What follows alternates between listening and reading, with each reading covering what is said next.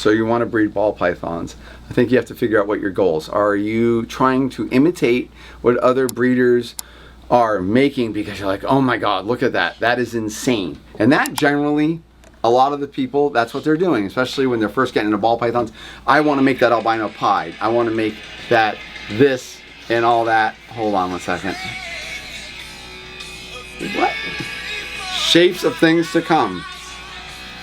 That's funny. Weird time. So, no, it's shapes of things to come, which is you want to create things that do not exist. So this is just, I have lots and lots of weird snakes. This is an odium combo.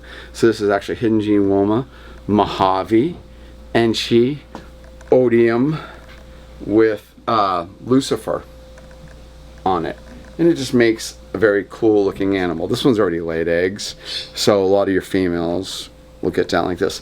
But back to the point. So the point is, do you want to make things that other people have already made? Which often, yes, we do, because it's amazing and we always admire other people's art. Then there's also part of your potential where you're like, if I bred this to this, we've never made that, what's it going to look like? And that is actually the kind of thing that's my engine. And that's what it got me to do all the ball pythons for so long. Now I've kind of cooled in on a lot of breeding right now because life is a little bit different. So I have to be careful not to make too many snakes.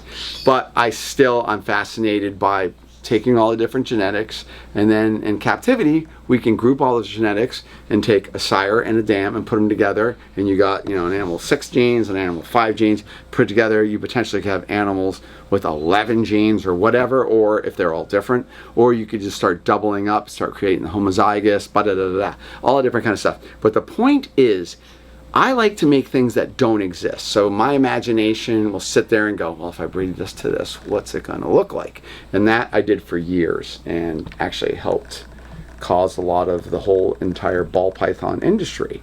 And all these genetics, all these weird genetics originally came out of the wild. And then we started proving their genealogy, their genetics, and then we showed that they're reproducible in captivity, and then other people got those genes, and the whole thing just took off. So you're kind of like one of the godfathers of ball pythons. Clearly, yes. All right, so you picked your 2 snakes you want to breed. What do we do next? Okay, so you have you have your male and your female. Clearly, your male could, in a good breeding season, if everything's good, could breed up to about 6 females. And I often like to shoot for male copulation. If you really want to be safe, male copulation to a female 6 times. 6. And you want to do that, so just mark, reproduce. So they're breeding, put them together. This is usually it starts around at the earliest October, but my critical breeding is usually like December, January, February, March. Or I could even go a little bit later. Sometimes I'm really being lazy, January, February, March, April. What you're doing is generally in North America, like late fall into the winter is actually a really good time for ball python breeding, because in the wild, they're breeding during the cooler time when things are cool and kind of dry out. So what we're doing is we're dropping the temperatures down. Nighttime temperatures about 75 degrees is good. So daytime temperatures about 82 degrees. Nighttime temps about 75. You can give a hot spot up to about 92 degrees for about 8 to 10 hours a day. So you put that heat on a timer, but you definitely want to get them to cool down. And then when you put them together, you're going to try to get them to breed and all that stuff like that. So, the male's copulating with the female, and a lot of times, these copulations might take actually days. And that's actually really good. So they're copulating, and then eventually they separate. You then take the male out, give him a couple days off. You can reintroduce him to that female or put him with another female after he's had a couple days off. That's a really good way to go. And what's going to happen in theory is the cooling nights cause the male's testosterone to start rising. And as the male's testosterone starts rising, that is what is actually going to give him the fuel to actually breed. So he's actually going to go and try to copulate with the female. He always pretty much has sperm, but his viable sperm count is actually going to go up as it starts cooling down. And what is also happening with the female is taking her basically her ovum, which are very, very small, like, in a non-reproductive female that's of mature, whatever, it could be, 6 millimeters, 8 millimeter little follicles, And as we start cooling her down, she starts going through physiological change as far as there are different hormones going on, which actually cause the follicular growth to start increase. So that little teeny little pea, which eventually is going to be an egg, is going to start to grow, which means it starts taking nutrients. It's going to start robbing that animal of its fat reserves, and it's also going to start taking a little bit of energy from her successive meals that you're feeding during this time. And she's going to start taking all that energy, put it into follicular growth. The follicles will start growing. As they're growing, she's releasing pheromones. Those pheromones tell male, I am receptive, it's time to breed. So they are breeding. The male's breeding her. She will then store sperm. So there's a couple things that are very important. Hold on, the snake is escaping. Can I ask you a question real quick? So, I was going to keep talking. You can't ask me anything. When you decide you want to start breeding, are you feeding the females more because those follicles are taking... So one thing that's a really good rule, guys, is when you are going into breeding season, do not go with your females too fat and colossal. So during the breeding season, I feed them smaller meals, but, maybe once a week, maybe once every other week, but you want to give them an input of food. And that basically tells the females biome that right now we're getting plenty of food so we can commit into a reproductive effort. Because if the animal is really skinny and she's not getting food, that would be contrary to her success as far as being a living organism. So it would rob her of her fat cells and all that. So a lot of times females are less likely to want to do that. So by feeding them through this time, you're giving them a good input of energy, which then they can take that energy and convert it into follicular growth, which ultimately is egg production. So anyways, so the male's breeding her. She has follicles that are growing.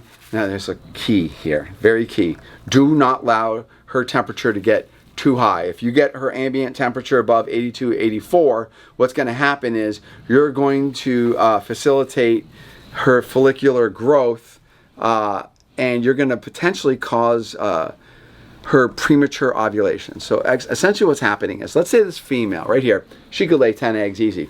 Well, the follicles grow at different rates. So if we have 10 follicles growing, they're not all growing at the same rate. So what happens is, as follicles start growing, you might actually get 2 that mature. So now they are big, mature ovum, which are unfertilized eggs. So those will sit there, and what the real nature of this is, let's have all 10 eggs all mature, and then they're sitting there waiting. They're waiting for ovulation.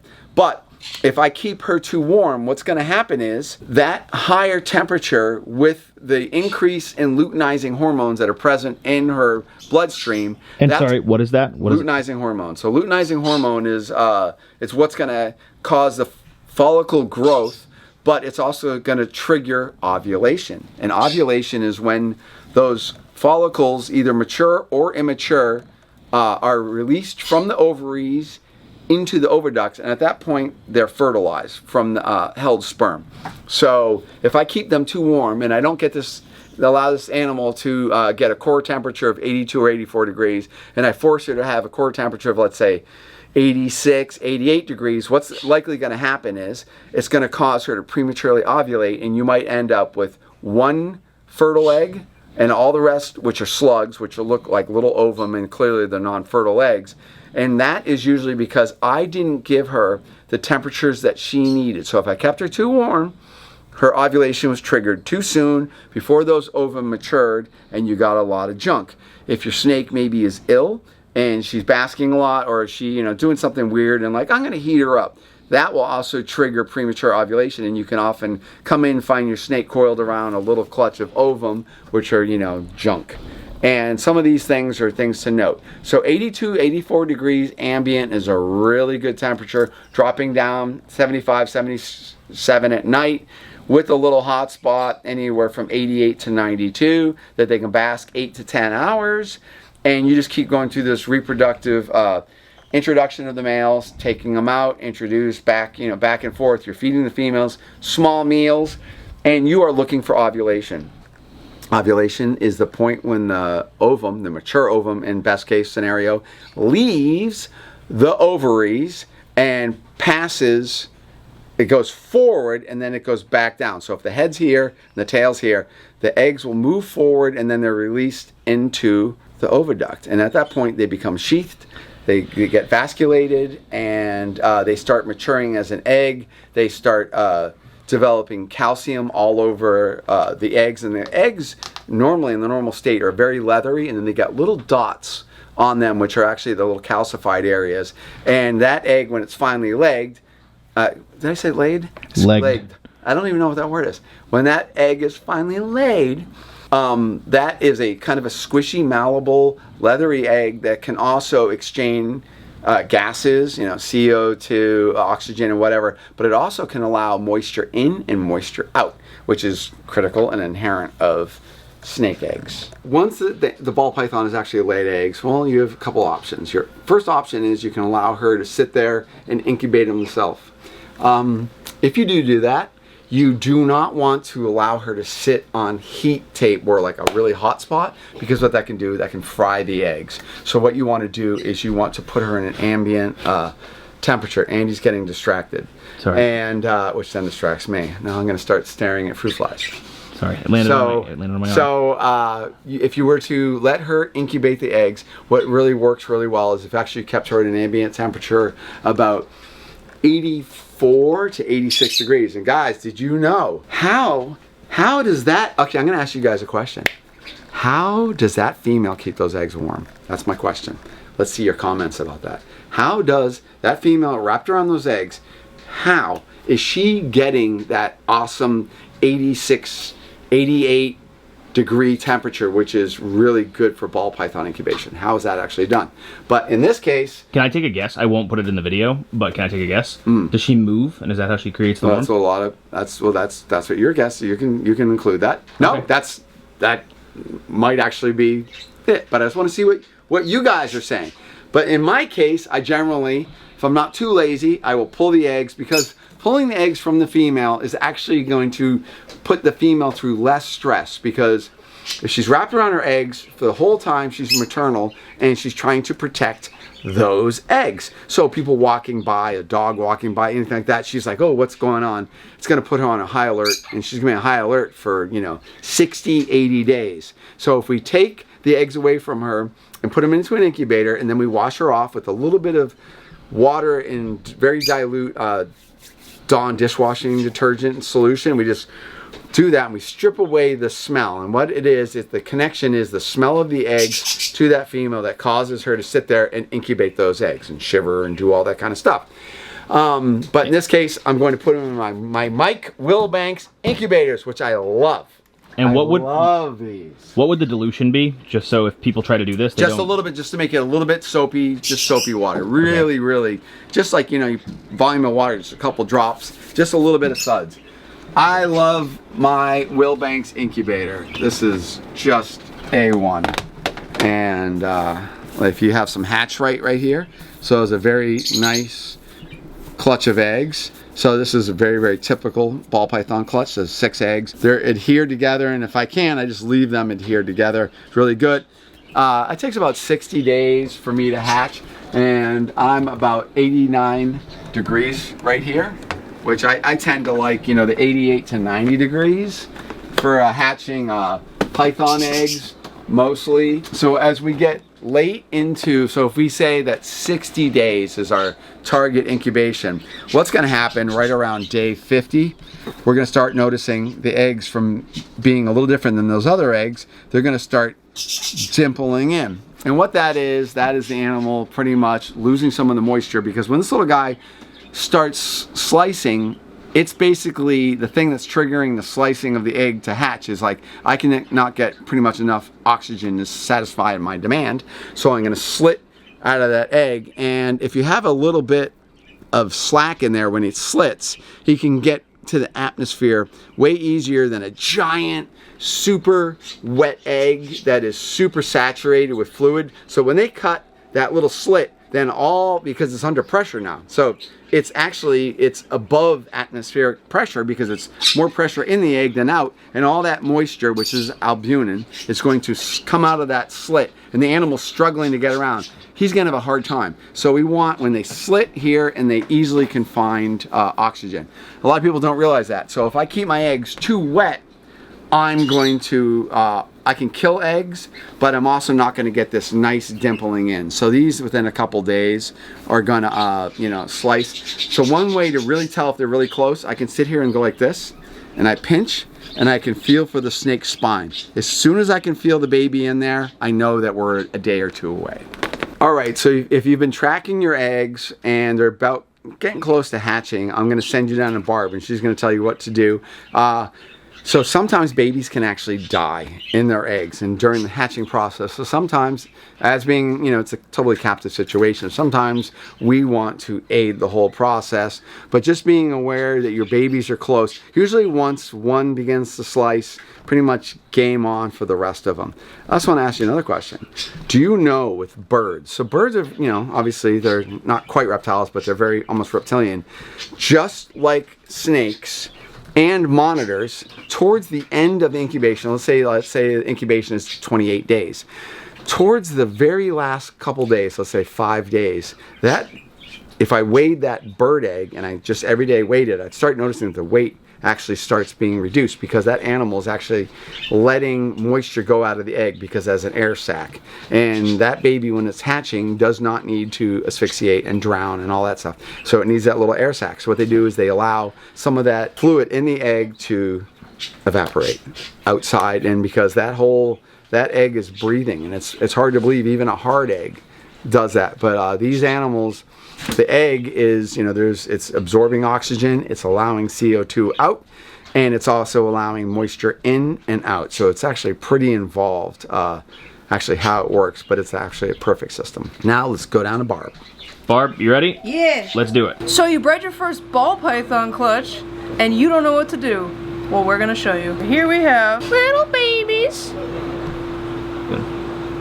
They're just poking out today, so we're gonna look over this clutch and see what's going on with them. So this one was able to come out on his own. His egg tooth was stellar, and he got out of the egg on his own, but sometimes they're a little shy. So what we're gonna do is take these nice little forceps and just gently peel back some of this egg.